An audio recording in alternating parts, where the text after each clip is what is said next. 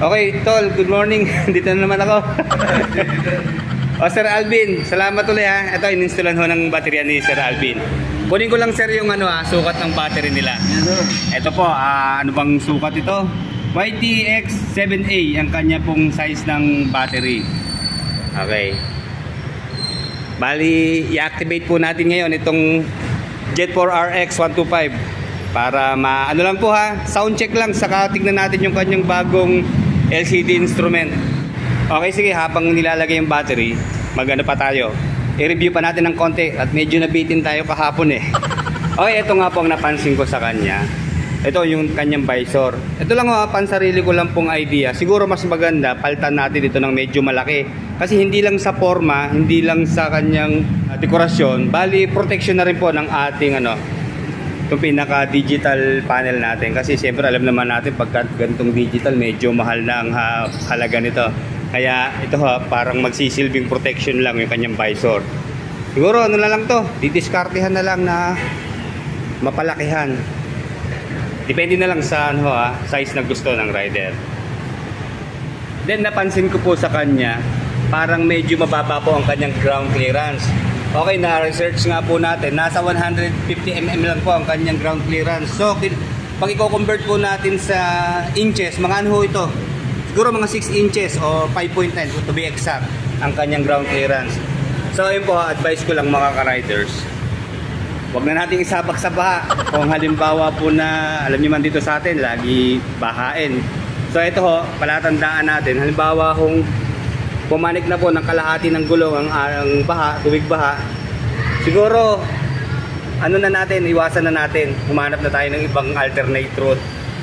Although paalala ko lang po hindi po kasi ito jet ski, Jet4RX po ito. Kaya, ingatan na lang natin sa baha. Okay, ito tapos na install ang battery. Saglit lang po tignan natin yung kanyang instrument panel. Okay, Sir Alvin, thank you Yes, okay, ito, natutuloy ko na. Okay, sige, patayin muna natin. On, ayan. So, wala siyang ibang kulay. Bali, ito lang, yung pinaka backlight niya na white po ang kulay. Then, hindi siya katulad diba na inverted. So, ito po, yung normal na digital panel lang po. Okay, dito sa gitna, ang una natin mapapansin syempre yung parang kanyang speedometer. Then itong fuel indicator. Then dito po sa taas yung kanyang trip meter. Then dito po yung check engine, saka yung fuel uli. Tapos dito po sa kabila, okay, try natin baka ito yung mga signal light niya. Okay, ito tama. Itong sa taas po ay ito yung kanyang pinaka turning signal. Ito sa kabila. Ayun, ito pala. Okay, mapapansin nyo, may maririnig kayong tunog sa kanyang signal light. Isa pong purpose ng tunog na yon, kagaya ng sabi ko po, kasi tayo nakakalimot tayo magpatay ng signal light nakaliko na tayo ng kaliwa o kanan, naka-signal light pa rin tayo. So ito, medyo ma-aware ka kung ano yung tumutunog. So mahihisip mo na naka-signal light ka pala. So yun ang time na para patayin na natin yung ating signal light. Okay. Then tingnan natin yung kanyang high beam, low beam ayun.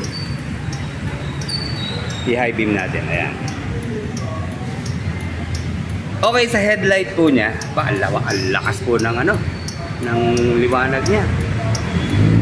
Ito hindi tayo masisilaw. Ito, lalayo tayo Kasi po, nakayuko yung kanyang ilaw.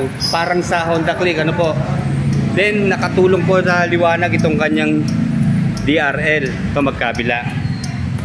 Then, kung mapapansin nyo, medyo similar siya sa headlight ng Miyagi Gear, po. Pero, parang mas maangas po ang forma nito Mas pointed po siya, mas matulis ang uso niya. Kaya, mas astig po ang forma nito.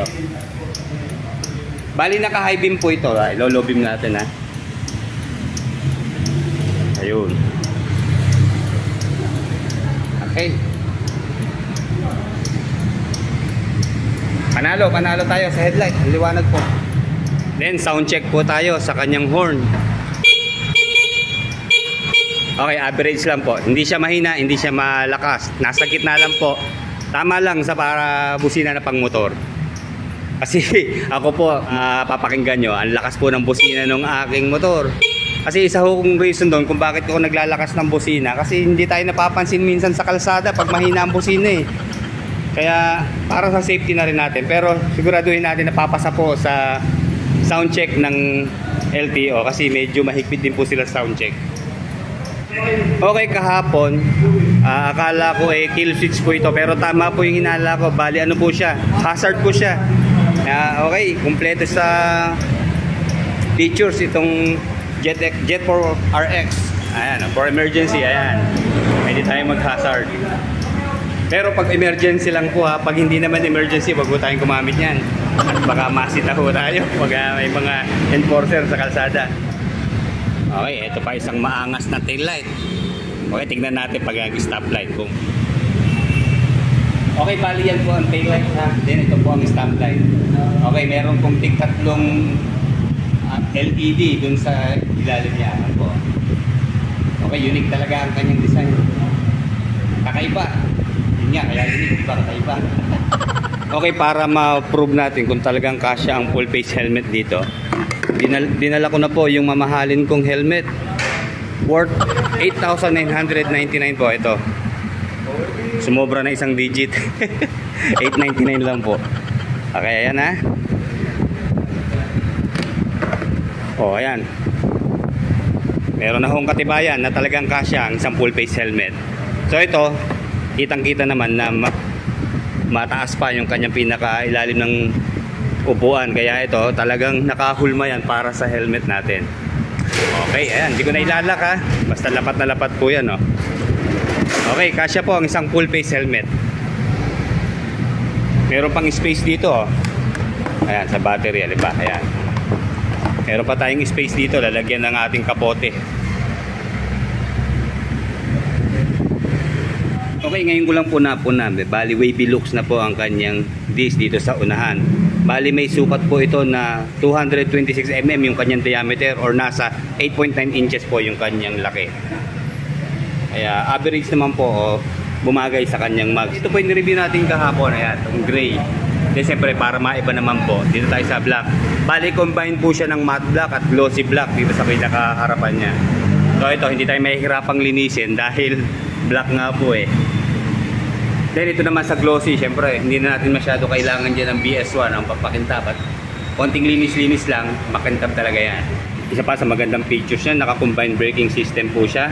Dahil ang likod po niya ay dito sa rear brake ay naka cable drum brake lang po. So in case na tayo po ay mag-panic braking, kahit alin pong preno ang gamitin natin, okay lang po yan dahil magtutulong po yung dalawang preno sa harap at sa likod para po hindi tayo umislide o sumemplang. Then naka-hydraulic telescopic fork po ang kanyang front suspension. Okay mga ka-riders, bali 2 valve lang po itong Jet 4 RX. Then average naman ang kanyang top speed 99 km/h. Nahiya pa si Jet 4 RX, hindi pa ginawang 100. Although kahit naka-air cooled po siya, kagaya po ng sabi ko, less maintenance tayo. Naka-electronic fuel injected na po siya. Kaya hindi tayo masyadong mahihirapan sa kanyang gas consumption. Okay, sa mags po niya, ito glossy black po dito, at ang material po na ginamit ay aluminum din po, kagaya dito sa kulay gray. Ayan, magkabila. So ito po, ang diameter ng kanyang gulong ay nasa 12 inches lang po. So hindi tayo mahihirapan masyado, lalo na sa mga hindi matatangkad natin ka-riders. So ayun, sige, ano natin, isukatin natin at sakyan na natin. Wow, ang ganda ng kanyang seat cover dito. Pulito po ang pagkakatahi. Ayan, meron na siyang curve. Pwede pa natin niyang babaan kasi nasa ano po ang seat height dito, mga nasa 785 mm po. So expect na natin medyo mataas po siya. Pero hindi, para sigurado sakyan na natin.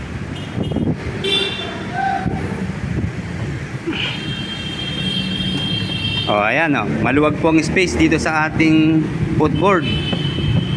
Di ba? May distansya pa, pwede pa tayong maglagay ng isang bag dito. Okay, ayan ang distansya po Sakto yung manibela niya sa ating build. Okay, turning radius. Yan, abot sa ating hita. Medyo siguro isang indication yun na dapat medyo ipasok natin yung ating hita na level lang dito sa pinakaharap niya, di ba? O yan, medyo kinipot natin. Huwag na tayong bumuka.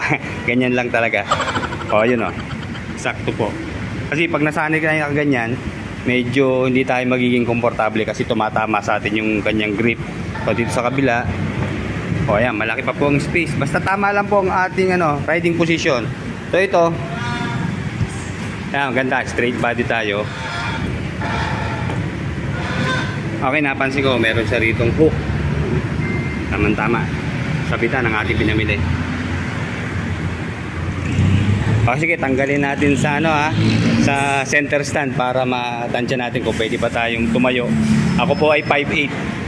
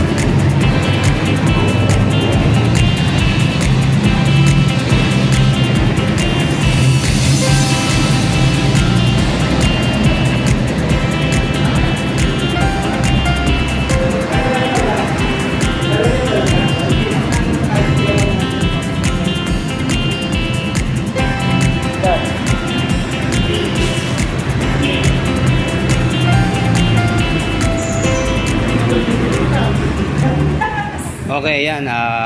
Maswerte tayo, pumayag na may sound check natin yung kanyang muffler. Kumukuha lang po ng gasolina. Okay, panalo ang kanyang heat guard. Kasi ito ito lang yung kanyang pinaka-tip ng kanyang muffler. Pero to sobra po yung pinasmahabaan niya pa yung kanyang cover para naman protected talaga yung ating OBR. Hanggang dito sa baba, ayan. Diba? Then ito para sa akin, mas the best pa rin po talaga ang mechanical key. Wala na tayong iintindihin na baterya ng remote control. So kung ang iniisip lang po natin ay yung security ng ating motorsiklo, kung mayroong extra picture sa kanyang remote na may alarm, mas the best pa rin po na i-park natin sa tamang lugar ang ating motorsiklo. Huwag sa alanganin. Kagaya nga po nung na-advise ko sa inyo doon sa isang motor na na-review natin, hanggat maaari sa may gwardiya natin i-park o yung kaibiganin natin yung gwardiya para man po bantayan yung ating mga motorsiklo. Then siguro yun, pameriendahin nyo na lang at wala namang masama dahil papakuswelo lang natin. Okay, bali sa pagbubukas po ng kanyang gas tank, bali ito i-pupush natin yung kanyang susi papunta rito sa kanan. Ito itong meron pong fuel na icon, ayan, tatapat natin yung kanyang susi dyan. Sige nga sir, try. Ayun, ayan, bumukas na po. Okay, sige, sasalida na po ng gasolina. Kaya mo lalagay tayo ng gas? Okay, sige. Okay, special po ang nilagay. Kulay pula.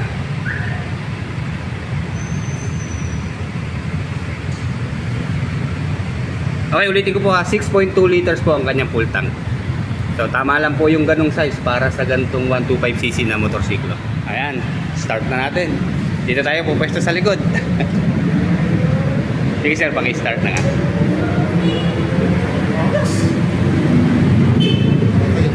Ganda nung layout ng kanyang screen di ba? Parang futuristic din Okay, sige sir, game na. Oh, as expected, tahimik po talaga ang kanyang muffler. Walang kaproblema sa LTO. Hindi naman natin kailangan ng maingay Ano pa purpose ng maingay, pre? Mapapansin? Ano, pre? Ayan o, kita nyo, kalmadong-kalmado po, tahimik. Parang wala siyang tunog pag napasabay ka sa mga sasakyan sa labas. Wala. Para ka lang scooter na e-bike ang dating. Ayan o, sir, tahimik po. Sir, pakibomba nga ng konti. Baka may ilalakas pa siya. Kita nyo? Isa pa, sir. Okay, yan, sir. Maraming salamat. Ayan, na-witness na natin ha. Tahimik po siya. Okay, mga ka-riders, kung may karagdagan po kayong mga katanungan, ayan po, naka-display po sa ating screen ang FB page ng Consuerte Motors. At i-message nyo na lang po sila at active naman po ang kanilang admin sa pagsagot sa inyong mga katanungan. Okay, hanggang dito na lamang po. Like, comment, and subscribe sa ating channel. Salamat po.